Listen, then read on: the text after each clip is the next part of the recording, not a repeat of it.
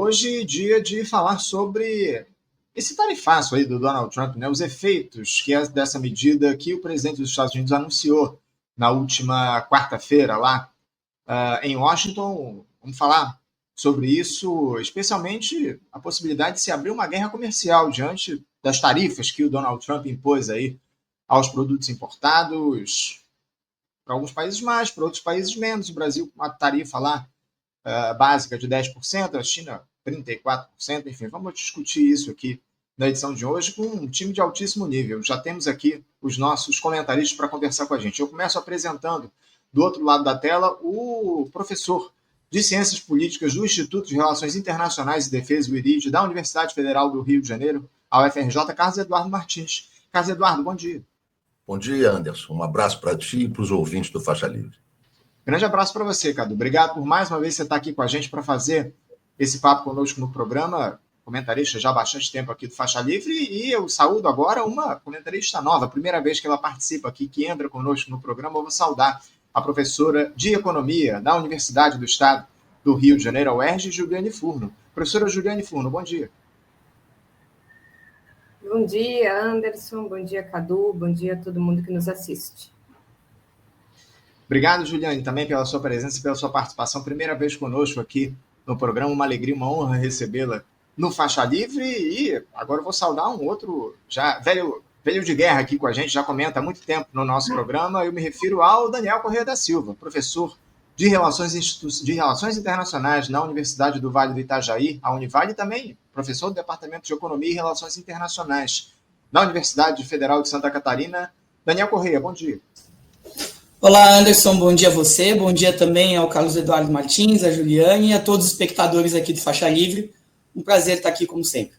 Prazer sempre te receber aqui, viu, Daniel? Obrigado por novamente você fazer esse papo conosco. Aliás, Daniel vai precisar sair um pouquinho mais cedo e é justamente por ele que eu vou começar aqui o nosso papo, viu, Daniel? Porque na última quarta-feira, como eu antecipei aqui, o presidente dos Estados Unidos, o Donald Trump, anunciou um amplo pacote de tarifas sobre importações nessa cruzada que ele estabeleceu contra o livre comércio. Essas medidas, guardadas com muita expectativa por todo mundo, reacenderam o debate sobre os impactos do protecionismo na economia global. O chamado tarifaço inclui sobretaxas generalizadas, né, como uma tarifa aí de 10% sobre todos os bens importados, incluindo os bens do Brasil, as importações do Brasil, e taxas ainda mais elevadas para produtos chineses e de outros países. A China vai ter 34% de tarifa, enfim. Um esforço aí para incentivar a produção doméstica e reduzir a dependência externa por parte lá do Donald Trump. No entanto, experiências anteriores, o Daniel e os nossos outros comentaristas, como essa guerra comercial entre Estados Unidos e China durante o primeiro governo do próprio Donald Trump, mostram que tarifas elevadas podem desencadear retaliações, elevar custos para os consumidores e empresas, além de desestabilizar cadeias de suprimentos globais. E boa parte dos países que sofrerão os efeitos desse tarifaço anunciado pelo Trump já prometeram retaliação. Além disso, os especialistas alertam que tais medidas podem pressionar a inflação, dificultar o crescimento econômico e até intensificar tensões geopolíticas entre as principais potências do mundo. Diante desse cenário, é essencial a gente avaliar detalhadamente quais serão os efeitos, obviamente, dessas tarifas sobre o mercado global, considerando aspectos como crescimento econômico, inflação, competitividade, principalmente as relações comerciais entre os países. Mas antes de a gente entrar nesse detalhamento, eu queria uma análise mais geral de vocês três sobre o tarifaço em si. O Donald Trump foi duro, como ele vinha ameaçando, ou essas tarifas vieram em um tom abaixo do que foi prometido?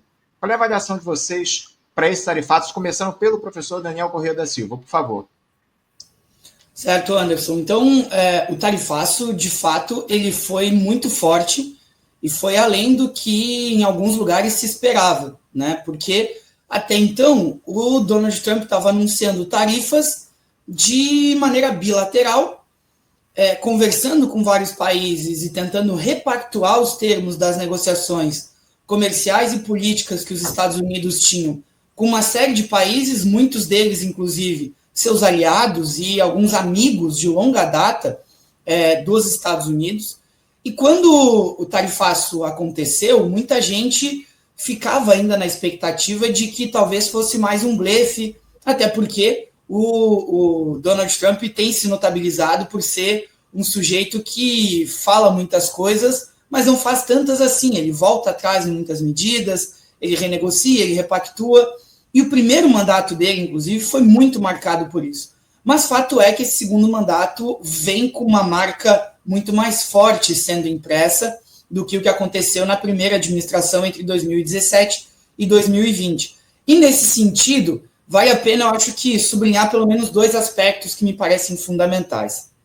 O primeiro deles é o de que o tarifaço que aconteceu anteontem, ele fere de morte o sistema multilateral de comércio que foi erigido sob a batuta dos Estados Unidos após a Segunda Guerra Mundial. Essa eu acho que é uma marca bastante relevante, por quê?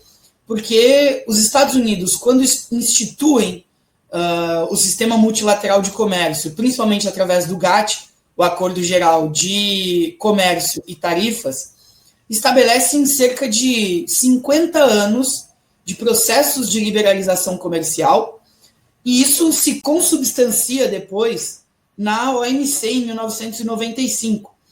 E isso que chega na OMC em 1995 estabelece várias regras para o comércio internacional, não só no comércio de bens, mas também muitas regulamentações no comércio de serviços, e todo esse sistema funcionou muito bem para os Estados Unidos por quase 70 anos. Eu digo quase 70 anos porque ele é muito vigoroso para aquele país até a crise internacional de 2008. E a crise, me parece, marca uma virada de chave nesse processo, em que os Estados Unidos passam a não ver mais aquele sistema multilateral do comércio como funcional à defesa dos seus interesses e à projeção do seu poder político, do seu prestígio social e da sua liderança econômica perante o mundo. Razão pela qual os Estados Unidos voltam a artilharia contra esse mesmo sistema multilateral de comércio. Alguns dos parâmetros para que isso ocorresse já vêm com o governo Obama ainda, desde 2012, 2013, mais ou menos. O governo Trump aprofunda essa hostilidade, principalmente quando ele praticamente enterra o sistema da OMC no seu tribunal de apelações, que seria o equivalente a uma segunda instância da OMC desde Genebra. Ele não reconhece as novas indicações de nomeações de juízes que tinham se aposentado ou que tinham se retirado da organização desde 2017, e sem o aval dos Estados Unidos, esses juízes de segunda instância da OMC simplesmente não assumem, o que faz com que o tribunal fique absolutamente paralisado, Anderson, desde 2019.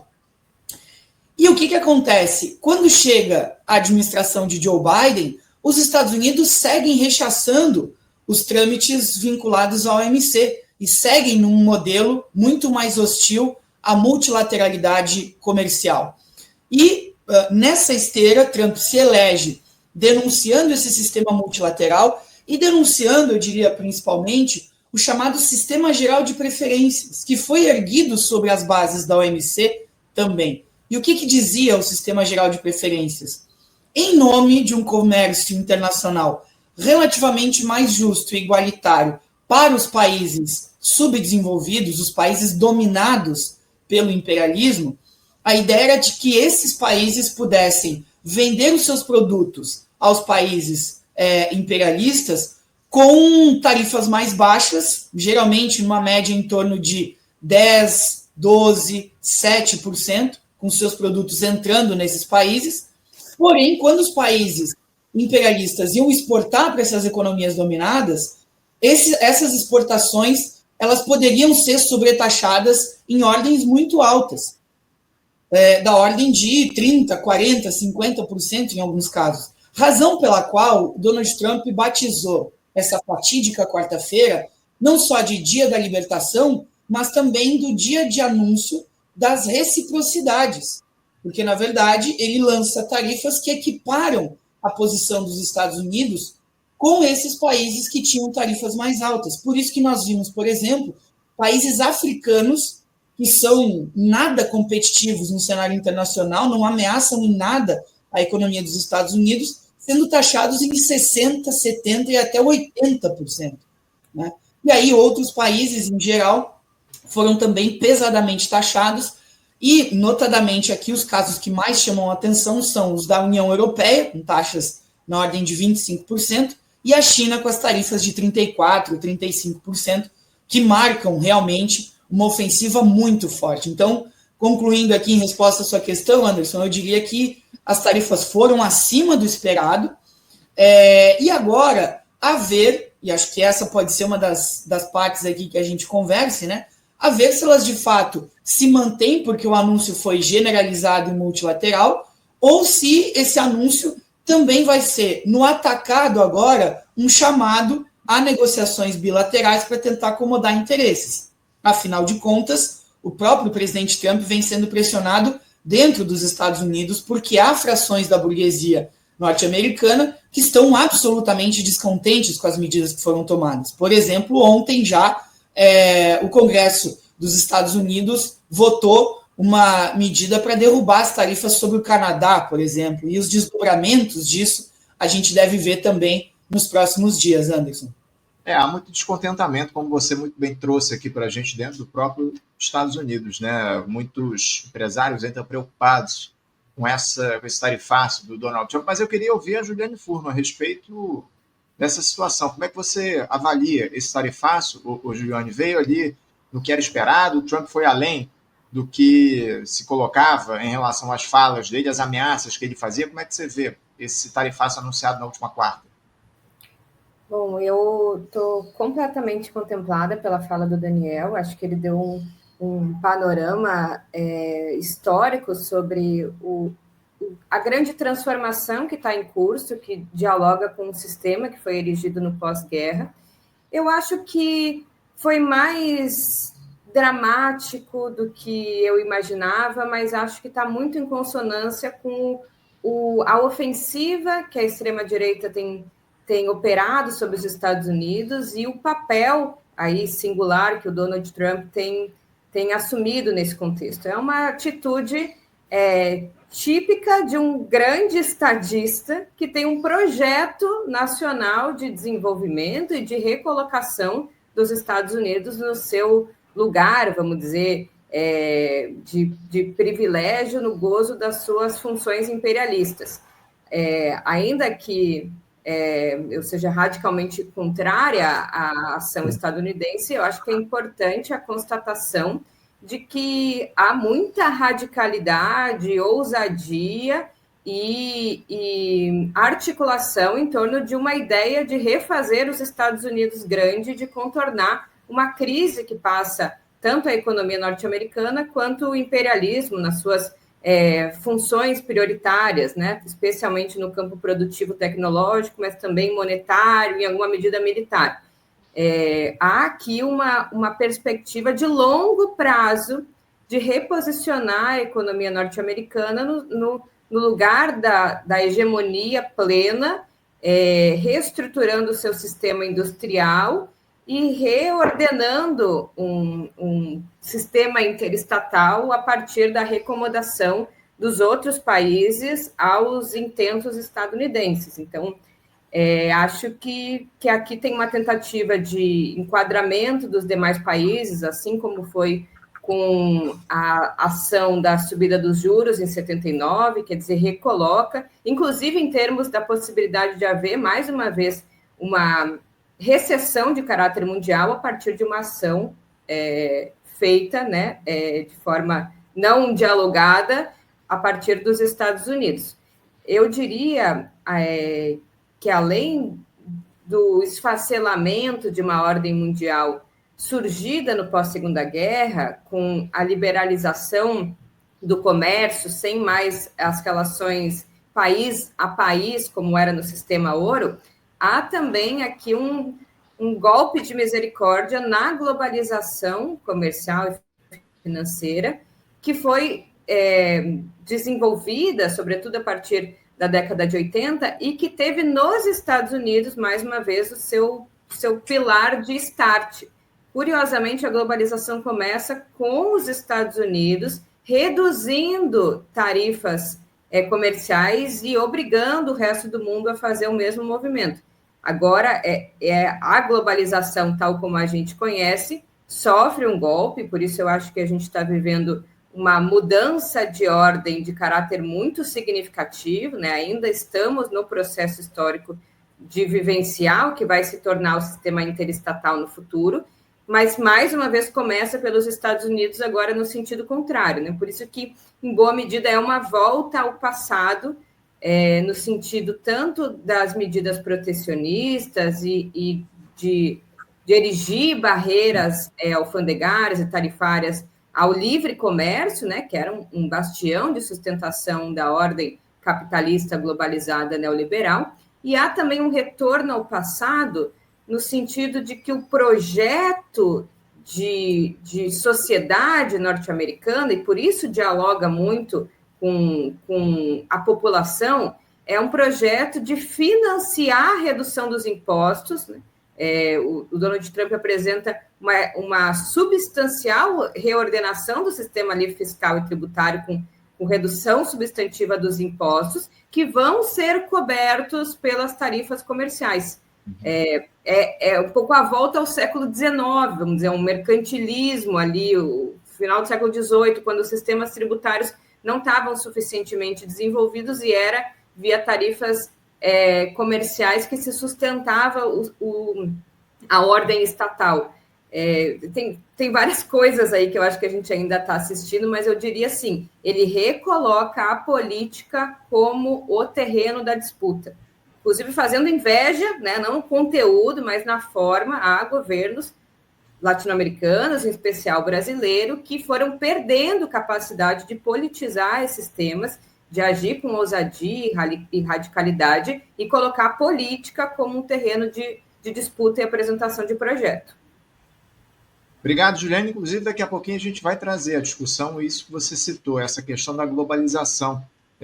Como é que essas medidas aí anunciadas pelo Donald Trump, esse tarifaço, afetam essa lógica da globalização do planeta. Ô, Cadu, eu também queria te ouvir, viu, a respeito dessa premissa que eu levantei aqui, do tarifaço em si, como é que se avalia as medidas que foram adotadas pelo Donald Trump e o alcance que elas devem ter aí diante desse anúncio?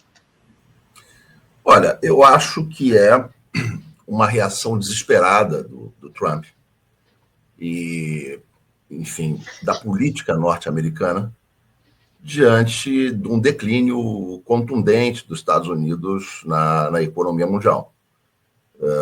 Os Estados Unidos optaram, no início da década de 80, não é? Com o Reagan,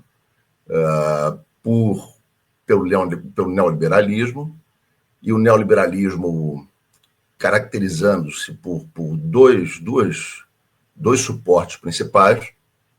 Uma, a financiarização, com uma elevação drástica da taxa de juros, e outra, a deslocalização produtiva, substituindo o investimento interno nos Estados Unidos pelo investimento estrangeiro, não é?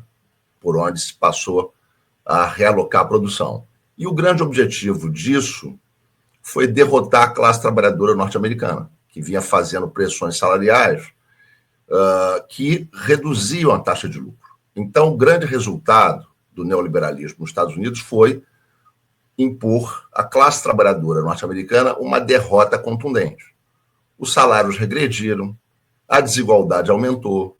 Os dados da Oxfam mostram que, de todo o aumento da renda per capita gerada nos Estados Unidos entre 1980 e 2020, apenas 2% foi para os 50% mais pobres. Então, foi uma derrota imposta à classe trabalhadora brutal, que se manifestou também na queda da taxa de sindicalização dramática, destruição de setores industriais da economia norte-americana. Só que essa derrota que a burguesia norte-americana impôs à sua classe trabalhadora teve uma contrapartida, o declínio tecnológico e produtivo dos Estados Unidos no mundo, que começou a ficar evidente com o projeto chinês de não ser apenas uma plataforma de exportação dos Estados Unidos para baratear os custos de produção das empresas norte-americanas, mas de disputar a fronteira tecnológica. Quando a China lança o Made in China 2025, os Estados Unidos começam a entrar em pânico, porque a China coloca o desafio de até 2030 estar na média da vanguarda tecnológica e até 2049, comemorando 100 anos da Revolução Chinesa, de estar na ponta da vanguarda tecnológica. Então, isso começa a evidenciar que os Estados Unidos estavam perdendo a disputa pela fronteira tecnológica. A China ultrapassa os Estados Unidos em registro de patentes internacionais, não é? Nos anos 10. E, a partir dos anos 10, começa a se desenvolver na economia mundial uma economia política de sanções e embargos, que começa a se deslocar da periferia da economia mundial para economias importantes, como a Rússia, a China, e o grande medo de que se desenhe o projeto geoeconômico e geopolítico de uma Eurásia, e algo que é mais do que uma Eurásia. Um projeto que vai além e se revela um projeto do Sul global. Então, com Trump, os Estados Unidos se colocam inicialmente contra essa globalização, vem todo o discurso de que é preciso desglobalizar, que é preciso atacar o neoliberalismo comercial, o neoliberalismo produtivo, e o Trump vai além, ele ataca o liberalismo político, dizendo que os Estados Unidos não têm que entrar em guerras internacionais para defender a democracia, o que ele entende como democracia, mas esse viés, não é, de combater o neoliberalismo comercial e produtivo se desenvolve. A China passa a ser alvo também principal de medidas de retaliação econômica e se rompe completamente o convite que foi feito à China para entrar na ordem mundial norte-americana, que foi feito pelo Nixon e pelo Kissinger. O Biden mantém, não é, como foi bem colocado aqui, essa agenda do Trump de converter a China como uma adversária principal, mantém a iniciativa de desarticular a OMC, e o Trump volta e eleva, não é, o ritmo de agressividade dessa diretriz. Que resultados se pode ter nesse processo? Eu acho que a força dos Estados Unidos para retaliar a economia mundial hoje é muito diminuta. E que essa é uma atitude muito desesperada. É muito evidente que a economia mundial hoje cresce muito mais vinculada a países que são parte do BRICS do que propriamente aos velhos centros imperialistas da economia mundial. A Europa, a União Europeia, ela está numa situação praticamente de estagnação. Os Estados Unidos, numa situação de baixo crescimento.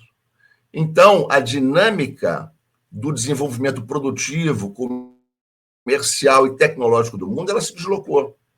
E essa tentativa do Trump, ela cria, inclusive, a oportunidade para isolar cada vez mais os Estados Unidos da economia mundial.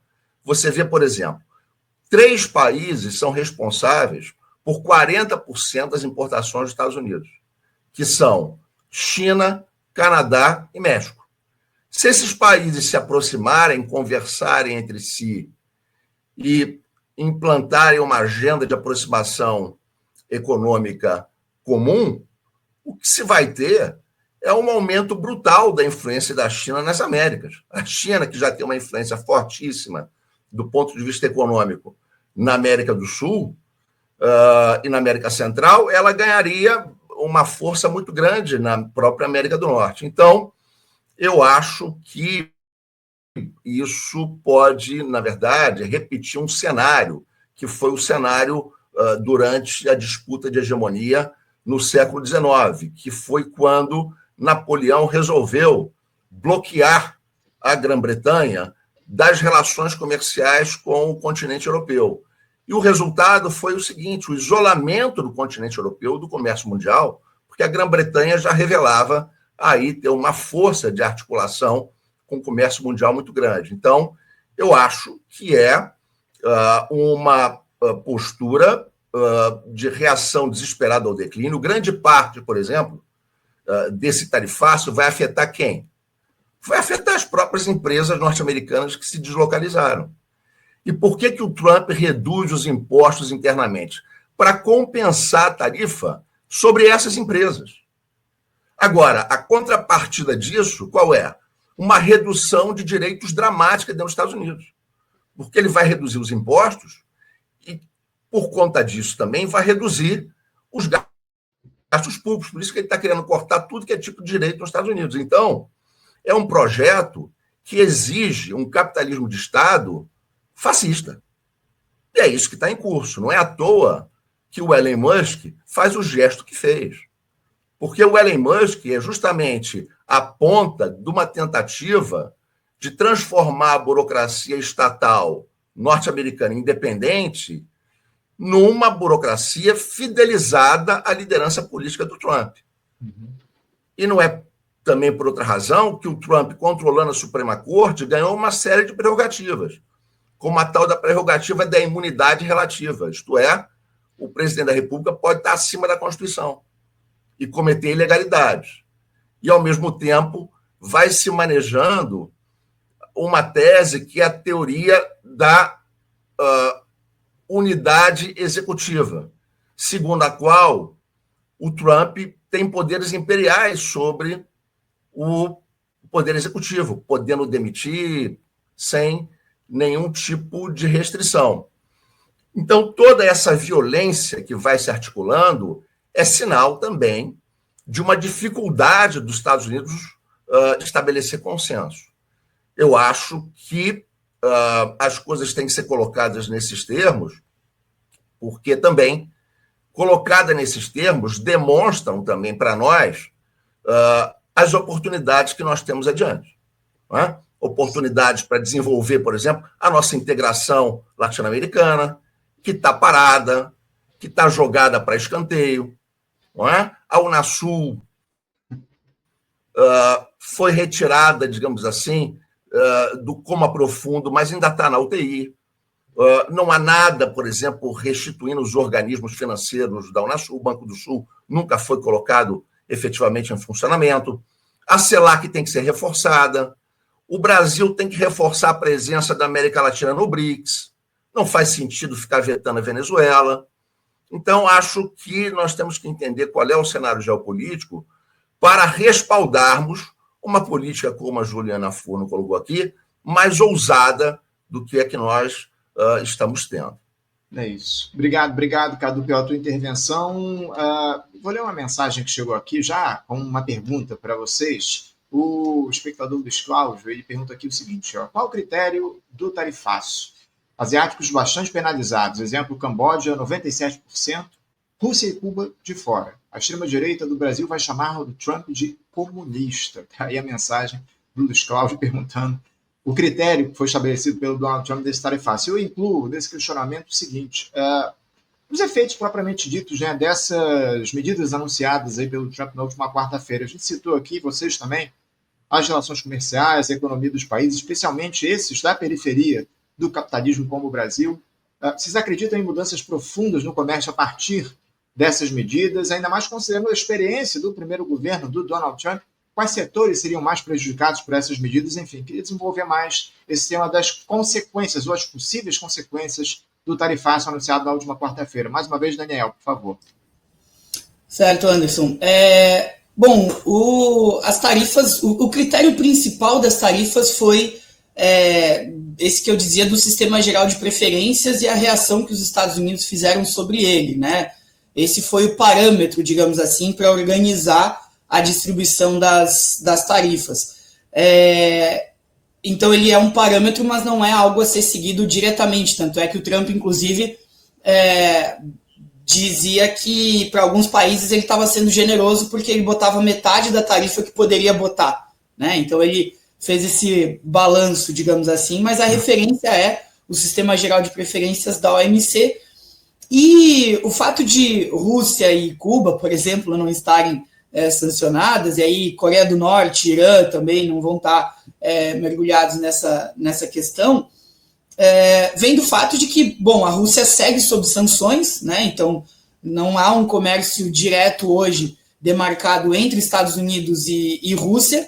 Ele existe, mas é em grande medida triangulado por outros países, né? E a tentativa dos Estados Unidos de normalizar relações com a Rússia também vai no sentido de estabelecer alguma ponte que tente neutralizar, não sei se é a melhor palavra, porque isso é praticamente impossível, mas atenuar, né, as projeções de geopolítica que a China estabelece pela Eurásia, na linha do que o Carlos Eduardo estava apontando também, né? Então, os Estados Unidos têm uma ideia de tentar minimamente normalizar relações com a Rússia, evitando que seja um país que já entre completamente na órbita dessa zona de influência de um bloco euroasiático. Então, os Estados Unidos vão com mais cautela, me parece, em relação à Rússia por conta disso. Por causa de Cuba, não precisa, né? Cuba está um país bloqueado há 70 anos, então sancionar Cuba seria absolutamente redundante.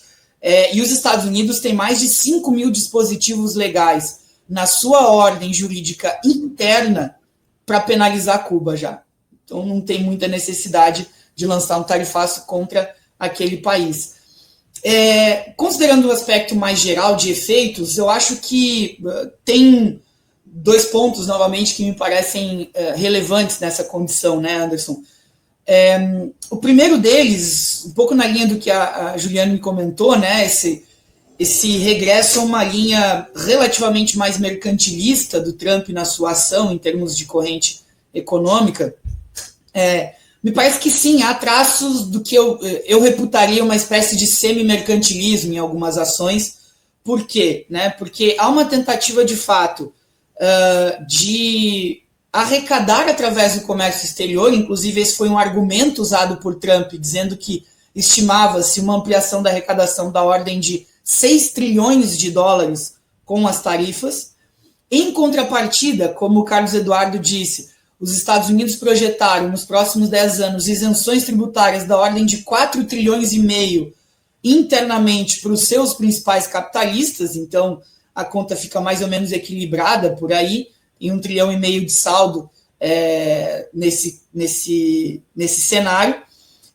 E o que me parece ter traços mercantilistas clássicos envolve, número 1, a tentativa de reverter uma balança comercial de bens deficitária, né? Número 2, a tentativa de acumular mais dólares, mais moeda, como os mercantilistas buscavam acumular ouro e prata. E número 3, a tentativa de usar um protecionismo como ferramenta de política industrial, né? Isso é bastante clássico do mercantilismo. No entanto, tem traços que não são tão fiéis assim à ideia mercantilista. Por exemplo, a taxação sobre matérias-primas, porque os Estados Unidos impuseram uma taxação de maneira linear para toda sorte de produtos vindos desses países. O que faz com que, né, as recomendações clássicas eram que insumos, matérias-primas, maquinários fossem, nas palavras de William Petit, um autor da transição do mercantilismo, tratados com benevolência, né? Era essa a expressão que ele usava. E não é isso que os Estados Unidos estão fazendo. Quando eles taxam o aço e o alumínio em 25% para todos os países, por exemplo, eles estão taxando também as matérias-primas.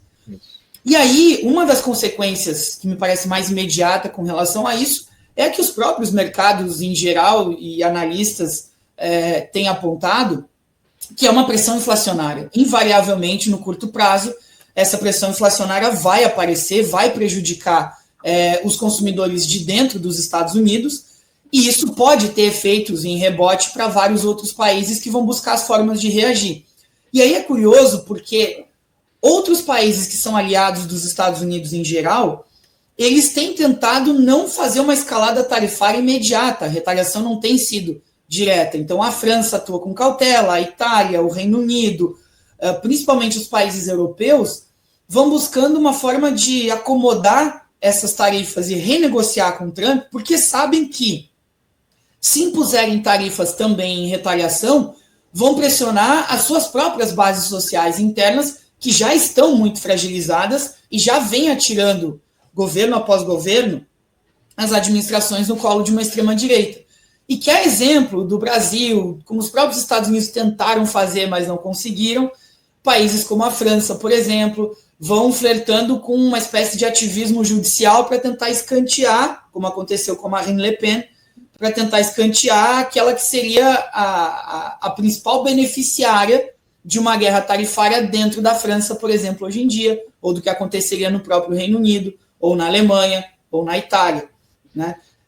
Então, nesse quadro, né, a Europa se vê muito acossada e tentando ir cheia de dedos, com muitas preocupações de escalar o tarifaço. Ao mesmo tempo, se a gente faz um paralelo histórico com o que acontece entre o fim do século XIX e a crise de 29, aquele foi um período de grande liberalização comercial. E, segundo alguns dados também que a gente poderia verificar, uma liberalização comercial mais radical ainda do que a que aconteceu entre o pós-Segunda Guerra e 2008. Aquele período foi muito liberalizado no comércio, até estourar a crise de 29. E quando a crise de 29 estoura e os Estados Unidos recorrem ao New Deal e também começam a escalar tarifas no comércio internacional, elas não se resolveram em 3 ou 4 anos. Elas foram paulatinamente sendo acumuladas ao longo de algumas décadas, até estourar a Segunda Guerra Mundial e depois zerar o jogo, digamos assim, né, sob a condução dos Estados Unidos. E um segundo aspecto que eu queria levantar, que me parece que vai ser um efeito também relevante a ser observado, é o seguinte, Anderson. Quando os Estados Unidos lançaram as tarifas na primeira onda da guerra comercial com a China em 2017, o Senado dos Estados Unidos produziu um relatório em 2018, chamado Relatório Morrison. Esse relatório, produzido por esse senador, ele dava conta de mostrar que até 2016 os Estados Unidos tinham um déficit comercial com a China da ordem de 370 bilhões de dólares aproximadamente. Ao longo de 2017, a imposição das tarifas contra a China fez com que o saldo comercial dos Estados Unidos com aquele país fosse a negativos 420 bilhões de dólares. Quer dizer, houve um efeito sistêmico em que os Estados Unidos buscavam um tipo de reação e exatamente aquilo que eles queriam evitar foi o que aconteceu, a ampliação do déficit. E estudos, por exemplo, de Goldman Sachs e algumas outras consultorias que a gente pode acompanhar, têm dado conta de demonstrar que um estudo que foi feito, por exemplo, pela Universidade de Alstom, na Grã-Bretanha, mostrou, com 132 países analisados, a média de perda das exportações dos Estados Unidos era da ordem de 36%. E a média da perda de importações que os Estados Unidos fariam chegou a 43%. Nessa conta, os Estados Unidos estariam exportando menos e importando um pouco mais, porque o impacto sobre as exportações dos Estados Unidos na reação dos outros países seria maior do que aquilo que os Estados Unidos conseguiriam conter de importações. Como efeito prático, como resultado, aquilo que aconteceu junto à China entre 2017 e 2018, que foi parcialmente analisado, tende a se espalhar para outros países. Os Estados Unidos vão exportar menos ainda do que aquilo que eles vão deixar de importar, e o próprio déficit comercial tem uma tendência de se ampliar. Isso principalmente para curto prazo. Se a gente pensa em médio a longo prazo, convenhamos, se eu sou um CEO da Nike ou um grande tomador de decisão dentro da Apple, eu não faço um processo de reconversão produtiva da minha cadeia de produção em cima diante de tarifas, que são algo absolutamente vulnerável, que podem surgir hoje, desaparecer amanhã, ainda mais sob Trump, que tem o costume de assinar tarifaços a lápis e não a caneta. Então, não me parece ser uma posição muito prudente reorganizar produtivamente os Estados Unidos com base em política comercial. Aliás, esse é outro dispositivo que os próprios mercantilistas desconfiavam. Eles anunciavam a ideia de proteção industrial sempre que havia uma indústria nascente. Eles consideravam isso no sentido de proteger uma competição industrial contra alguém que já era líder, e não para alguém que tem a liderança e está vendo essa liderança escorrer entre as mãos. Então, as iniciativas não me parecem, nesse sentido, caminhar positivamente para os Estados Unidos, e esses, acredito que sejam os dois grandes efeitos. Uma pressão inflacionária muito forte no curto prazo, e esse efeito sistêmico também de curto prazo, do déficit, inclusive, se ampliar, sem perspectiva, na minha avaliação, de que haja essa reconversão produtiva tal como se espera. Me parece muito mais que uma China jogando parada pode ser a principal beneficiária dessas medidas, a ponto de que, historicamente, inimigos, Japão, China e Coreia do Sul começam a fazer reuniões e terem contatos para retomar relações comerciais mais profundas. A China topando comprar chips e semicondutores que o Japão e a Coreia do Sul não vendiam de jeito nenhum para ela, essa é uma possibilidade, e o próprio Japão e a Coreia do Sul aceitando comprar matérias-primas vindas da China. Uma complementariedade no continente asiático absolutamente atípica e que pode ser mais uma consequência do efeito desse tarifaço do Trump e da sua condução na política dos Estados Unidos, por enquanto. Obrigado, te agradeço, Daniel, pela intervenção. Passar a palavra para a Juliane também, para ouvi-la a respeito das possíveis consequências do tarifaço. Também trazer uma pergunta, um superchat que chegou aqui do Carlos Silveira, já adiantando, inclusive, um tema que a gente vai tratar mais à frente, mas eu já vou trazer aqui para a gente. Juliane Furno, o BNDES poderia induzir políticas defensivas diante desse tarifaço? Enfim, fica à vontade, Juliane. O BNDES, ele tem, né, atribuições no sistema financeiro, especialmente no sistema de crédito. Então, ele pode constituir linhas de financiamento própria para setores exportadores que devem ganhar mercado, mas o BNDES, assim como grande parte dos instrumentos de desenvolvimento e política econômica no Brasil, foram bastante engessados, deteriorados nas administrações Temer e Bolsonaro, né?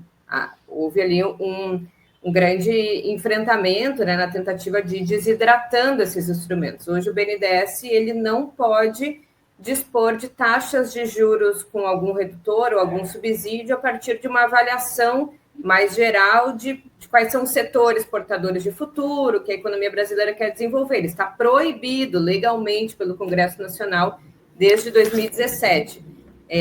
Então, ele tem um escopo hoje limitado ali fora inovação ou recursos que são para a transição energética e a questão ambiental, ele está limitado a financiar setores econômicos com taxa de mercado, que hoje, né, em função da Selic, estão bastante elevados. O BNDES não é um órgão do executivo, né? Não é ele que formula a política econômica. Então, ele ajuda com instrumentos, mas quem formula uma política industrial é, por exemplo, o MIDIC, né? O executivo é que tem essa prerrogativa, o BNDES não, até porque, né, os seus dirigentes não foram eleitos. Ele não constrói política pública, ele apoia e constrói programas a partir das suas atribuições como banco. Vamos lá, eu concordo muito com o Daniel, só quero reforçar, porque eu já vi essa questão em vários locais, inclusive a própria Rússia também tem o comércio praticamente zerado com os Estados Unidos, em função da aplicação das sanções, que acontece, inclusive, antes da guerra da Ucrânia. Então, não faz sentido sancionar Cuba, Coreia do Norte ou mesmo Rússia, porque são países que não estão ali na rota comercial. O cálculo para essas sanções, além do que o Daniel falou, também tem a ver com equalizar as taxas que são cobradas pelos países, o que foi feito numa conta extremamente perigosa e esquisita, porque você não calcula esse desnível comercial a partir, inclusive, dos agregados. Por exemplo, o Brasil, ele pode ser mais prejudicado, embora tenha se aplicado para o Brasil uma taxa de 10%, ele pode ser ainda mais prejudicado, porque, em grande medida, é 10% em cima de zero. Então, a variação é muito maior, porque os principais produtos ali da cadeia do aço, por exemplo, tinham taxa zero. Então, pode ser que tenham países com taxas agregadas maiores, mas quando vai ver a pauta exportadora para os Estados Unidos, não é necessariamente daqueles produtos que antes eram zerados, como é o caso do Brasil. Então, a gente tem, por um lado, oportunidades, uma taxa agregada menor, de ganhar mercado de países que vão ficar menos competitivos, mas, por outro lado, o grosso das nossas exportações para os Estados Unidos passam de zero para taxas, inclusive, de 25%, quando a gente está pensando na cadeia do aço, do ferro, da siderurgia. Os impactos, eu acho que o Daniel já falou o suficiente sobre isso. Há uma expectativa de aumento, e é inclusive já calculada, de aumento entre 1,7% e 2% na inflação norte-americana já no primeiro ano de aplicação das tarifas. Isso, para países do centro do capitalismo, em que a inflação sempre foi bastante baixa, é um ponto muito significativo. Então, a conta, grande parte da conta, vai ser repassada para os consumidores finais. E há possibilidade também da economia norte-americana, que já vem desacelerando, entrar num processo de recessão. A questão é, a sociedade aguenta inflação mais elevada e recessão? Veja, normalmente a inflação é, inclusive, um dos pontos de desgaste e queda de popularidade de governos. Vide o caso recente do Brasil também. Mas não necessariamente as condições objetivas e econômicas sentidas no bolso se traduzem em desgaste político. Uhum. E aí vamos lembrar, o Bolsonaro aprofundou muito a situação dramática da classe trabalhadora, administrou muito mal a pandemia, e mesmo assim quase foi reeleito, em que pese o Brasil tenha passado por um processo de crise, semi-estagnação, com forte inflação sobre os mais pobres. Assim como no governo Lula, as condições econômicas, pelo menos medida pelos principais indicadores, desemprego, aumento da renda real, da renda média, a inflação, estão muito melhores, e isso também não significa queda, inclusive da popularidade, com indicação de que a economia é o principal problema. Então, há aqui uma articulação, deve haver uma articulação entre a pauta ideológica, a disputa política, que pode se sobrepor, inclusive, aos danos econômicos, e isso não significar derrota, pelo contrário, inclusive um fortalecimento momentâneo da administração Trump, se o discurso for Estados Unidos se libertando do jugo dos exploradores, né? Essa frase poderia ter saído de qualquer governo latino-americano, de exploradores que exploram, têm explorado historicamente os Estados Unidos. Ainda assim, mesmo que eventualmente opere uma caída, uma derrota do Donald Trump, e isso pode ser, para um projeto de longo prazo, importante para os Estados Unidos, que passem por uma recessão, passa por um aumento de preços no curto, médio prazo, para que no longo prazo se retome a produção em território doméstico e possa ir se reduzindo os custos produtivos.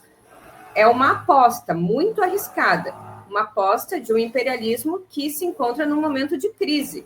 E a crise do imperialismo norte-americano está selada por uma economia que está sendo ultrapassada pela chinesa, selada pelas tentativas, ou pelo menos pelo debate que está se aventando sobre desdolarização, e ameaçada também no campo militar, em que os Estados Unidos sempre teve hegemonia, com a derrota da OTAN e a derrota dos Estados Unidos com a derrota da Ucrânia na guerra. Veja, os mesmos 3 pilares que ameaçaram a economia norte-americana na década de 70.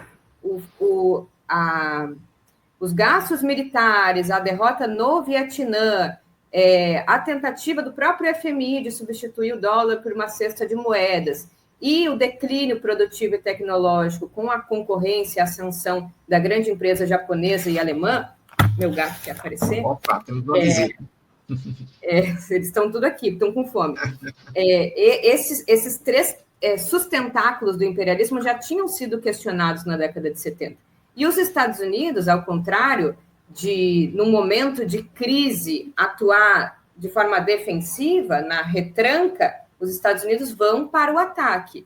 Eles responderam à tentativa de derrota da hegemonia norte-americana com um aumento substancial das taxas de juros, que levou, inclusive, à recessão no próprio território doméstico e uma reorganização completa do sistema produtivo de transportes, de comunicações e a estruturação do Vale do Silício. Então, pode ser, em termos de longo prazo, pensando que democratas e republicanos têm diferenças, mas têm o mesmo projeto de sociedade, que é reposicionar os Estados Unidos como centro hegemônico, sem compartilhamento no sistema interestatal, pode ser uma aposta certeira, que vai levar a readequação, o reposicionamento dessa economia no espectro político. Ou pode ser uma grande derrota, levando em consideração os efeitos de curto prazo e levando em consideração o efeito paradoxal e sistêmico, como o Daniel falou, dessas sanções e dessas tarifas. Lembrando que a indústria automobilística, né, que é aí o grande carro-chefe que está em todas as falas do Trump, ela é uma indústria necessariamente muito consumidora de produtos, de matérias-primas e produtos importados. A indústria automobilística, mesmo que volte para o território norte-americano, tem um consumo intermediário, um coeficiente de importação muito significativo. Isso significa, por um lado, que pode haver uma redução do custo da produção do automóvel em território doméstico, mas um aumento do custo para a importação de matérias-primas e isso se anular. Assim como as sanções, elas têm um efeito paradoxal. E eu acho que a experiência das sanções contra a Rússia, que estreitaram o caráter político da relação com a China, né, que gozava ali de uma estabilidade em termos econômicos, mas que foi aprofundada em termos políticos com as sanções arbitrárias contra a Rússia, e isso também pode fortalecer a Eurásia como projeto, pode fortalecer os países periféricos no sentido de acordos ou negociações de forma não bilateral, mas coletivas. Isso pode reacender uma perspectiva nacionalista e de exportação, anti-imperialista nos países periféricos. Pode haver uma resposta coletiva que impõe uma derrota. Então, eu não sei, é muito difícil especular, mas pode haver impactos muito deletérios para a classe trabalhadora, para a economia, para o aumento, vamos dizer, da desigualdade do coeficiente, né, do déficit comercial norte-americano, mas também pode ser uma aposta de médio e longo prazo de reposicionamento e fortalecimento de uma economia e de um imperialismo que vem sofrendo desgaste.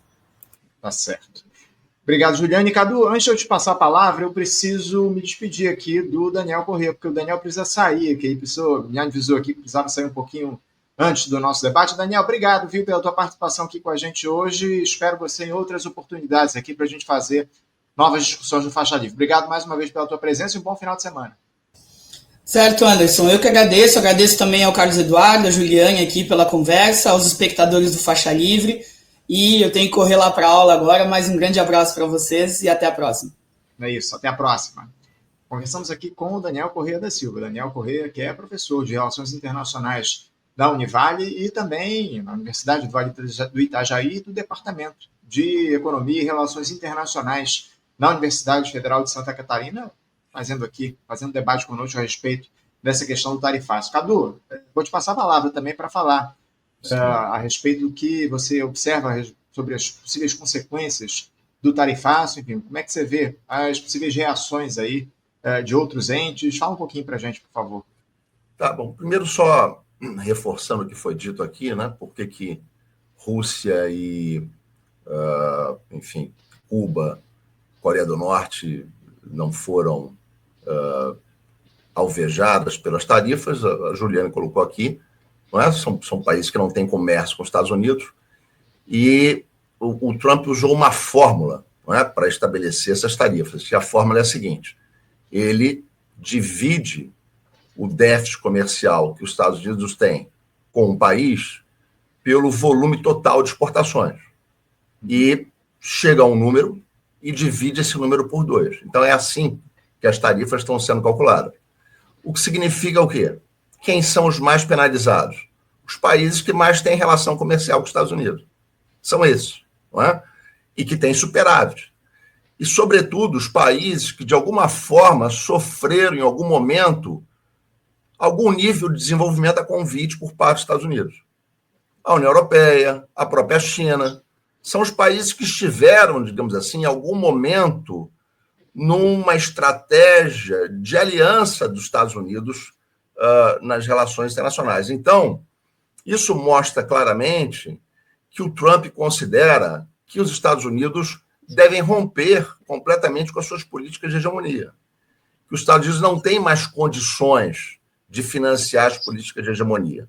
Então, por isso também, em relação à Europa, os Estados Unidos quer se transformar, ao invés de um país que tornou a Europa Ocidental um protetorado dos Estados Unidos quer se tornar um exportador de serviços de defesa e de armas e a preços monopólicos. É isso que os Estados Unidos quer.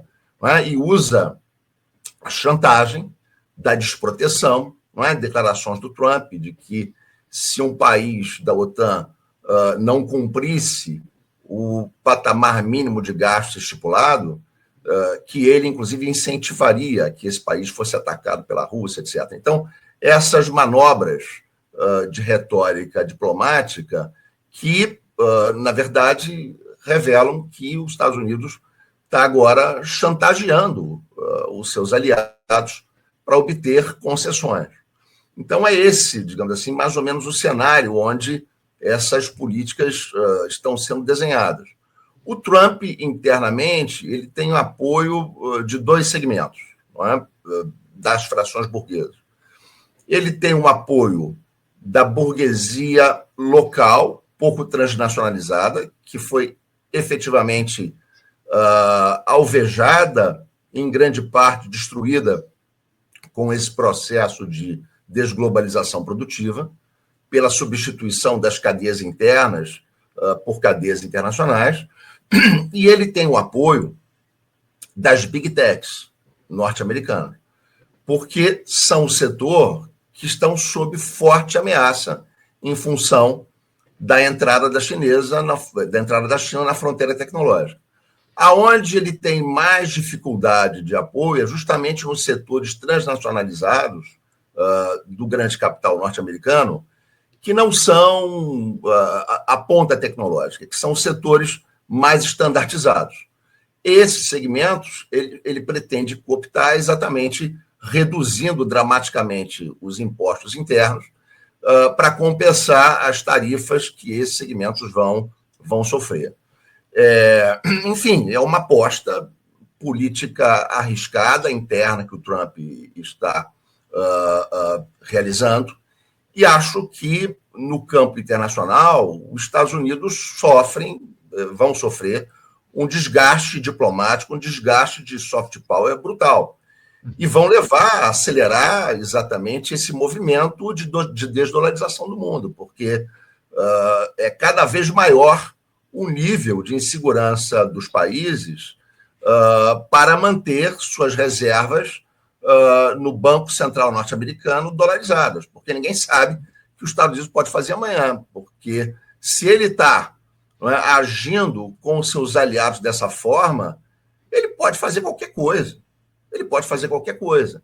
Então, essa tentativa de usar a força no momento em que os Estados Unidos estão em declínio, ela está dando claros sinais de favorecimento das tendências multilaterais da economia mundial. Por exemplo, um dos efeitos da tentativa dos Estados Unidos destruir a Rússia, asfixiar financeiramente, comercialmente, e promover uma guerra híbrida para derrubar o Putin e realizar o plano do Zbigniew Brzezinski, que era de dividir a Rússia em 3 partes, uma república russa europeia, uma república da Sibéria e uma república do extremo leste. A tentativa de destruir o Estado russo teve como contrapartida um apoio diplomático do mundo à Rússia, uma reorganização dos fluxos comerciais, financeiros e militares da Rússia no cenário mundial. Se desenvolveram, por exemplo, relações comerciais fortíssimas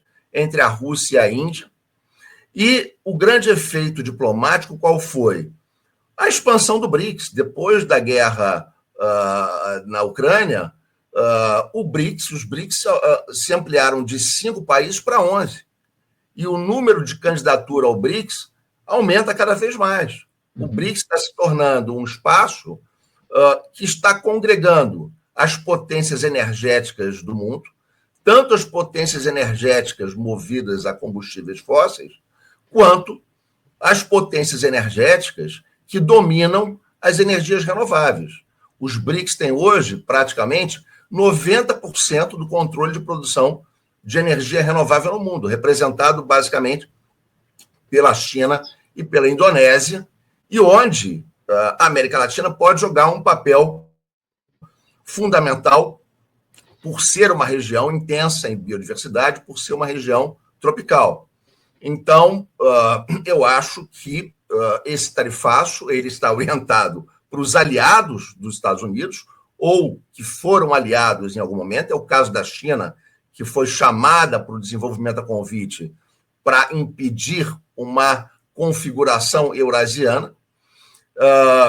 Então, esses países estão sendo alvejados, sobretudo a União Europeia, né, essa região, e a China, e isso significa, evidentemente, um desgaste diplomático dos Estados Unidos no mundo. Pode, por exemplo, Taiwan também está sendo fortemente penalizado. Isso pode acelerar a aproximação da economia chinesa com a economia de Taiwan, inclusive melhorar a relação política entre, enfim, a China e esse território devoluto, que é o caso de Taiwan, não é? Porque Taiwan, no Acordo do Cairo, em 1943, foi considerada como uma região que deveria ser devolvida à China, não é? Foi considerada pelos Estados Unidos, pela Inglaterra e pelo Chiang Kai-shek, no Acordo do Cairo, que reuniu o Roosevelt, o Churchill, o Chiang Kai-shek.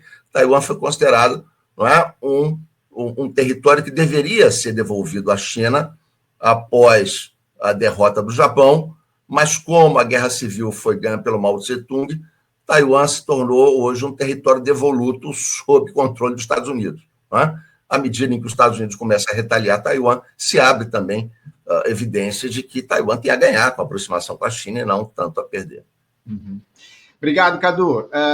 Vamos entrar aqui na última rodada, estamos chegando já no finalzinho aqui do nosso papo. Aliás, o Juliano precisa sair impreterivelmente às 10. Então, eu queria, para a gente fechar aqui, trazer duas questões, reunir duas questões em uma. Primeiro, falando a respeito de um possível realinhamento de alianças econômicas globais. A gente falou muito sobre China, que é um ator importantíssimo, disputa a hegemonia geopolítica com os Estados Unidos, União Europeia e Mercosul, que podem se reaproximar ou se aproximar diante dessa taxação dos Estados Unidos. Vocês veem esse tarifaço fomentando ou aprofundando esses acordos comerciais entre outros blocos e outros países para reduzir a dependência dos Estados Unidos, falar sobre os impactos econômicos disso para a liderança estadunidense? E outra, se esses países que são fortemente atingidos pelas tarifas decidirem reduzir a sua dependência do dólar em transações comerciais para fortalecer acordos em outras moedas, como o próprio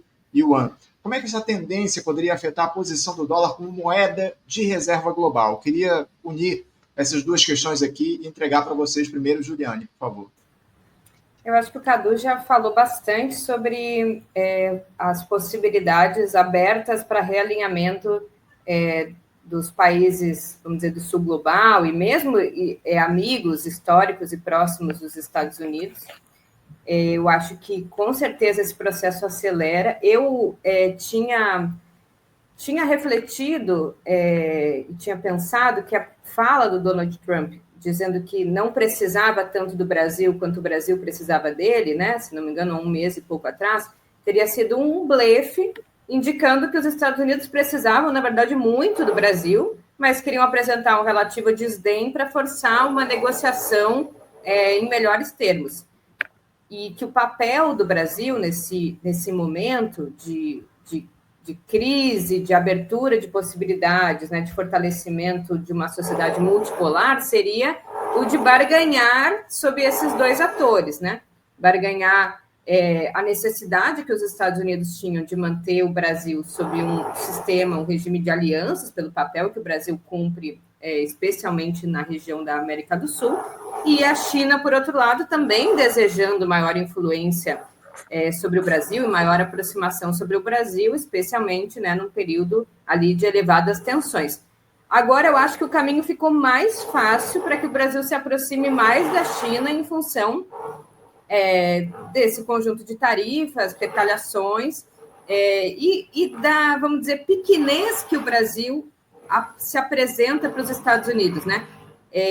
Eu recebi algumas perguntas Por exemplo, será que o Donald Trump quis colocar tarifas sobre o Brasil para tentar enfraquecer o governo Lula e possibilitar uma nova abertura para o governo Bolsonaro? Eu acho que não. Eu acho que, inclusive, ao impor tarifas mais elevadas para Israel, por exemplo, mostra que os Estados Unidos estão pensando muito no seu projeto de se fazer uma nação grande outra vez, do que necessariamente fazendo cálculo político para ver quem vão ser os aliados. Então, sim, estão abertas as melhores condições para transacionar desse sistema e fortalecer uma multipolaridade, né, calcada em países hegemônicos, mas que não necessariamente exerçam características imperialistas, né, que eu acho que é o caso da China. E aí, eu acho que em relação à desdolarização, também aos acordos comerciais, à revelia do dólar, também se abrem melhores condições, mas a China precisaria bancar esse processo. Me parece que a China tem muito menos desejo de desbancar o dólar do que a Rússia. Eu acho que a Rússia cumpre, inclusive nos BRICS, esse papel mais político, de dar contornos aos BRICS, menos de um acordo comercial e mais de um bloco com um elemento de unidade, que é ser países do sul global ou em tensão, em exploração com os Estados Unidos. A China ocupa uma posição muito mais pragmática, a China é muito dependente do dólar, a China não quer substituir o dólar, até porque isso demandaria da economia chinesa um grau de abertura muito maior, e uma tarefa no provimento de liquidez que tensionaria com o seu projeto de economia mais planejada, mais fechada. Então, eu acho que tem melhores condições se abrindo, ao mesmo tempo que tem menos disposição política, me parece, de aproveitar esse cenário. Eu acho que a Rússia, e espero que outros países também possam se somar nesse esforço mais político de fortalecimento da unidade dos países periféricos ou semiperiféricos para fazer frente aos Estados Unidos, aproveitando esse momento de instabilidade para suplantar essa ordem global e derrotar, enfim, o imperialismo estadunidense. Juliane, como eu ainda vou ouvir o Cadu aqui, vou deixá-lo à vontade para falar, eu já vou aproveitar para me despedir aqui de você. Já estamos perto de 10 horas. Eu quero agradecer a tua presença aqui com a gente no programa pela primeira vez. Foi uma honra te receber aqui no Faixa Livre, que a gente possa estabelecer outros debates, outros diálogos aqui no programa. Obrigado mais uma vez e um bom final de semana também para você. Eu agradeço muito. Depois eu vou reassistir esse programa, porque eu quero tomar nota do que o Cadu e o Daniel falaram. Para mim foi uma aula, assim. Eu estou realmente muito feliz de ter participado desse espaço. Obrigado pela sua contribuição importantíssima aqui para a gente. Um abraço, viu, Juliane? Até a próxima. Conversamos aqui com Juliane Furno. Juliane Furno, que é professora de Economia da Universidade do Estado do Rio de Janeiro, a UERJ, falando um pouco sobre esse tema aí do tarifaço lá do Donald Trump. Ficamos só nós, viu, Cadu? Eu vou te passar a palavra também para que você fale a respeito dessas questões que eu levantei. Questão das relações entre os países, os blocos que podem se realinhar diante desse tarifaço, algo que você já tratou de alguma forma aqui ao longo do nosso papo, também sobre a situação envolvendo o dólar, né? O dólar aí, que é hoje a moeda hegemônica. Como é que você vê a possibilidade dessa superação do dólar enquanto moeda de reserva global? Enfim, fala um pouquinho, por favor.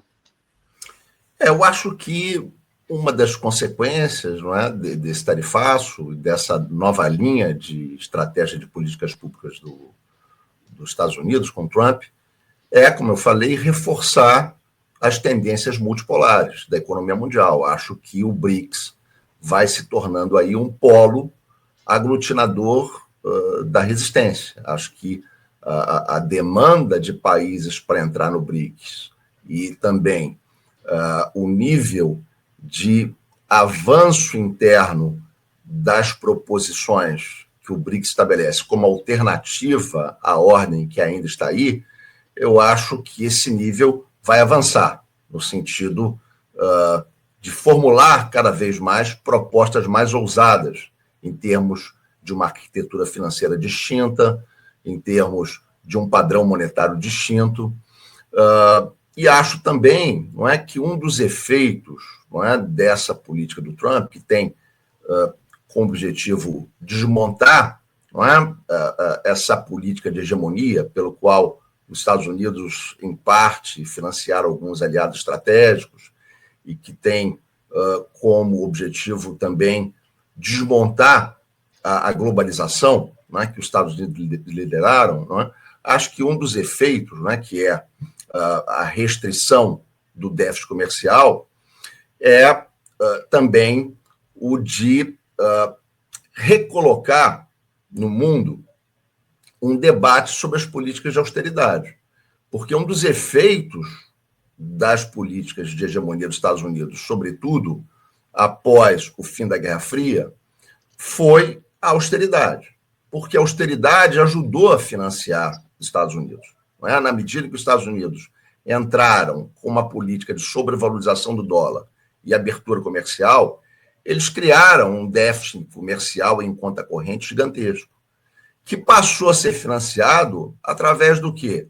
Através de política de austeridade, constituição de grandes reservas monetárias que passaram a ser depositadas nos Estados Unidos. Então, os Estados Unidos precisavam capturar o capital circulante do mundo para financiar suas dívidas. Ora, na medida em que os Estados Unidos estão colocando na agenda internacional uma política de desglobalização, não faz nenhum sentido que os países mantenham uma política de austeridade e nem uma política de depósito de grandes reservas em dólar. Então, isso é fundamental para o Brasil, por exemplo, repensar suas políticas públicas. Qual o sentido do Brasil manter políticas de austeridade como vem fazendo? Não é? E qual o sentido do Brasil manter enormes massas de reservas com taxas de investimento tão baixas internas e enormes massas de reservas no Banco Central norte-americano? Não faz nenhum sentido. Então, esse projeto de desglobalização que o Trump coloca tem que abrir também, ele cria as condições para se abrir um debate sobre a constituição de reservas em dólar e um debate sobre as políticas de austeridade. Não faz nenhum sentido que os países contenham o seu desenvolvimento para formar reservas e depositar no Banco Central norte-americano. Então, acho que esses debates, não é, vão se abrir, não é, e vão crescer, não é, com o diálogo internacional entre os países afetados e os países que estão nessa resistência à unipolaridade, que é liderada de forma cada vez mais violenta pelos Estados Unidos. Não é? E acho que esse nível de violência que os Estados Unidos está empregando é uma evidência das suas dificuldades e da sua baixa capacidade de estabelecer consenso. Então, acho que nós podemos ser otimistas, mas esse otimismo tem que se articular com uma posição política de um nível mínimo de enfrentamento. Não adianta os Estados Unidos aumentarem seu nível de violência e nós respondermos com mais submissão, não é? Aceitando essas diretrizes como se os Estados Unidos não pudesse ser desafiado. Não é? O lugar dos Estados Unidos no mundo é outro, o lugar dos países do Sul no mundo é outro, e nós podemos fazer uma política de resistência muito mais ousada do que a que viemos fazendo nos últimos anos. Professor Carlos Eduardo Martins, muitíssimo obrigado pela sua participação também com a gente aqui nesse debate fundamental que a gente fez no Faixa Livre para tentar entender os efeitos desse tarifaço do Donald Trump para a economia global. Muito importante também a tua presença, as tuas contribuições. Obrigado mais uma vez e um ótimo final de semana para você também, viu, Cadu? Eu que agradeço, é um enorme prazer estar aqui, te ouvindo a Juliane, ouvindo também o outro colega. Um debate, enfim, muito rico e acho que os nossos ouvintes devem ter ficado satisfeitos. Muito obrigado e um forte abraço. Muitas mensagens aqui chegando, agradecendo. Até o Juan aqui mandou aqui. Ótimo debate. Obrigado, Ju, que sempre me entusiasmou a estudar. O Aliesso Magnano. Valeu, Faixa. Obrigado pelas mensagens aqui. Obrigado mais uma vez ao Carlos Eduardo, à Juliane, que esteve aqui com a gente, o Daniel Corrêa da Silva, e obrigado principalmente aos nossos espectadores que ficaram aqui até agora acompanhando essa discussão, esse debate. Lembrando que na próxima segunda-feira nós estaremos de volta com mais uma edição do Faixa Livre a partir das 8 da manhã.